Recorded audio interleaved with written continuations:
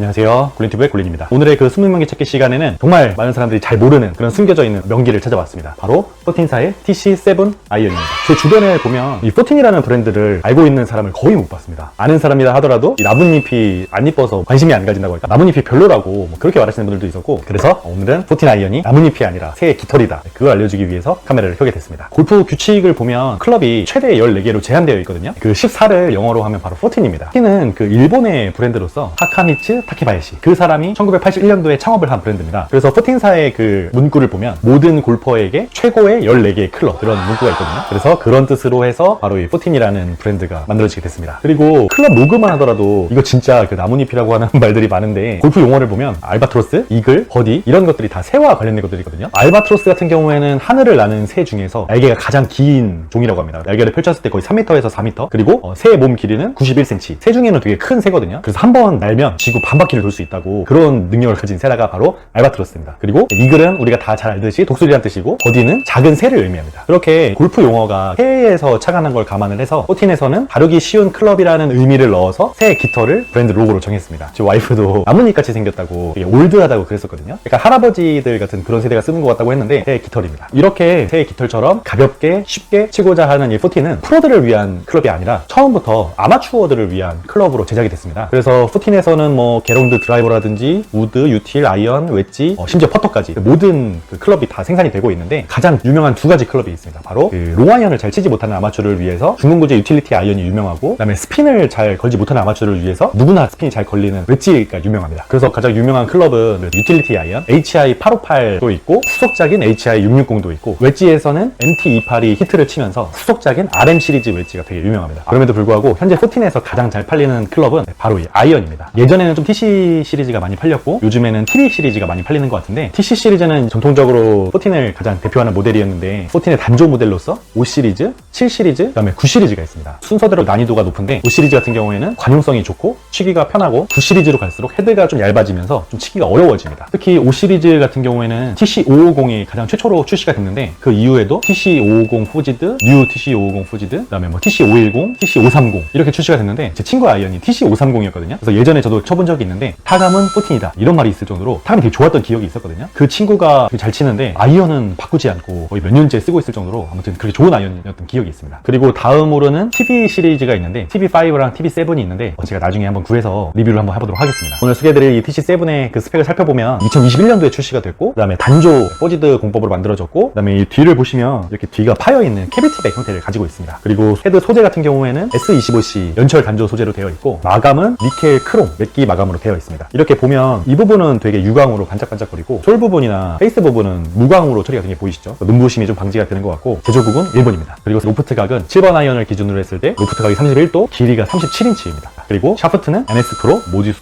105S입니다. TC7의 특징을 보면 일단 탄도를 띄우기 위해서 언더컷 구조로 되어 있고, 그 다음에 타감을 부드럽게 하기 위해서 페이스 두께를 두껍게 했습니다. 그리고 마찬가지로 타감이 부드럽기 위해서 S25C 연철 단조 소재를 사용을 했고, 특히 그 이전의 모델보다 내구성까지 더 좋아졌다고 하거든요. 그리고 커스텀 세팅을 하기 위해서 헤드의 중량을 최적화시켰다고 하기도 하고, 심플하면서 날렵한 헤드 디자인이라고 하는데 그 소울 부분도 두께가 넓은 편이 아닌 것 같거든요. 헤드로 봤을 때는 약간 초급체보다는 조금 더 중급체에 가까운 그런 모습입니다. 제가 브리지스톤사의 V300 그 아이언을 리뷰한 적이 있는데, V300이랑 JPX 시리즈 국민 아이언으로 되게 유명한데, 사람들이 그렇게 많이 물어보는 걸 봤거든요. V300 다음에 뭘 사야 되냐고. 옵셋도 많고 솔도 넓고 거리도 많이 나가는 V300을 쳐봤으니 좀 더 난이도 있는 아이언을 어떤 걸 쓸지 모르겠다, 뭐 이렇게 추천을 받기도 하는데, 그럴 때 나온 여러 개의 아이언 중에서 바로 이 14, TC7이 있습니다. 뭐 TV5도 있고 TC7도 있는데 그건 좀 디자인 차이인 것 같고, 솔직히 저는 개인적으로 TC7보다는 TV5가 좀 더 마음에 드는 것 같습니다. 다음으로 중요한 건 바로 이 샤프트인데, 많은 부분들이 이 모듀스 샤프트 때문에 리샤프팅이 실패한다고 했거든요. 모듀스 시리즈가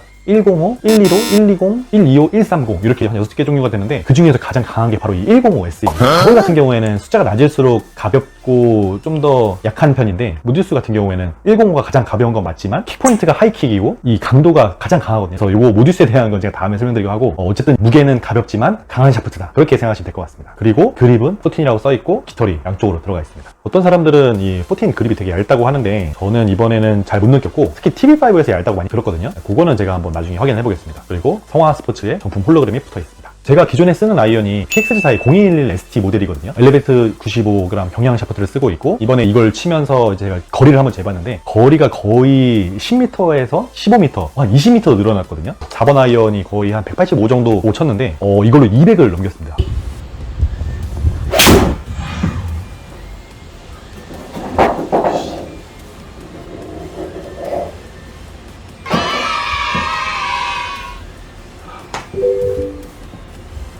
블레이드 모델과 캐비티 모델의 차이도 있을 수 있겠지만 저는 샤프트가 좀 많이 영향을 미쳤다 생각하거든요. 좀 강한 샤프트라서 스크린 칠 땐 몰랐는데 제가 예전에 다쳤던 엘보에 살짝 부담이 오더라고요. 그래서 아직 저에게 오디수 105S는 아직 안 되겠다라는 생각이 들었는데, 어쨌든 이 샤프트 덕에 거리는 좀 더 많이 늘어났었습니다. 이 14의 장점을 보면 일단은 가장 먼저 사람들이 얘기하는 건 양산체 중에서 타감이 가장 좋다고 하거든요. 양산체 중에서 타감이 가장 좋다고 알려진 게 바로 이 14이랑 노마로 그 두 가지 브랜드가 타감이 가장 좋다고 하긴 하는데, 저는 개인적으로 지금 블레이드를 쓰고 있다 보니까 얘도 물론 좋았지만 저는 조금 더 그 블레이드 011ST가 더 좋았던 것 같거든요. 이게 아마도 캐비티와 블레이드의 차이인 것 같긴 하지만 캐비티 중에서는 정말 손맛이 좋았습니다. 그 다음에 로프트 각이 7번이 31도라서 그 클래식 로프트거든요. 그래서 거리가 좀 더 나간다는 그런 점이 있고, 헤드 디자인이 되게 이쁘다는 평이 있습니다. 제가 봐도 캐비티로서는 나름 준수한 것 같거든요. TV5가 좀 더 이쁘긴 하지만 그 중에서 얘도 나쁘지 않은 것 같습니다. 그 다음에 헤드 크기가 크다는 장점이 있고, 또 그런 장점도 들었는데 그 어떤 캐리님이 그러셨대요. 그 14 치는 사람들은 대체로 매너가 좋다, 그런 얘기를 하셨대요. 그래서 이거 매너가 좋은 사람들이 이걸 쓰는 거나 그런 장점도 있을 수 있는데,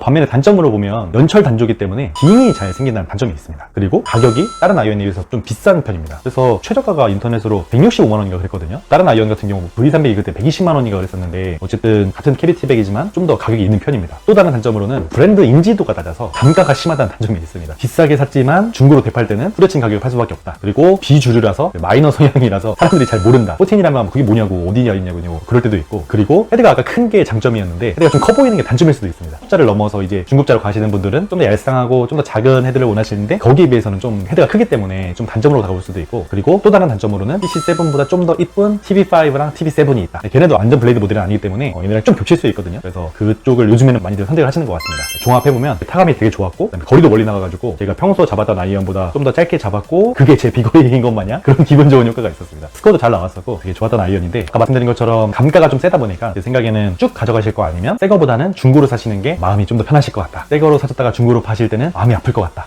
그런 생각이 드는 아이언입니다. 그래서 14이라는 브랜드가 아이언과 웨지 쪽으로는 정말 많이 집중을 하고 있는 그런 브랜드라서, 제가 알기로는 그 리디아고 선수가 아마추어를 씹어먹고 다닐 때 뉴 TC550 포지들을 썼다고 들었거든요. 그만큼 좋은 아이언 브랜드니까 좀 더 많은 사람들이 썼으면 좋을 것 같다라는 생각으로 오늘 소개를 시켜드렸습니다. 그리고 절대 나뭇잎이 아니다, 깃털이다. 이걸 꼭 하셨으면 좋을 것 같습니다. 그럼 제가 또 다음에는 TV5나 TV7을 리뷰를 한번 준비해보도록 하겠습니다. 재밌게 봐주셨으면 좋겠고, 지금까지 골린이와 함께한 채널 골린TV의 골린이었습니다.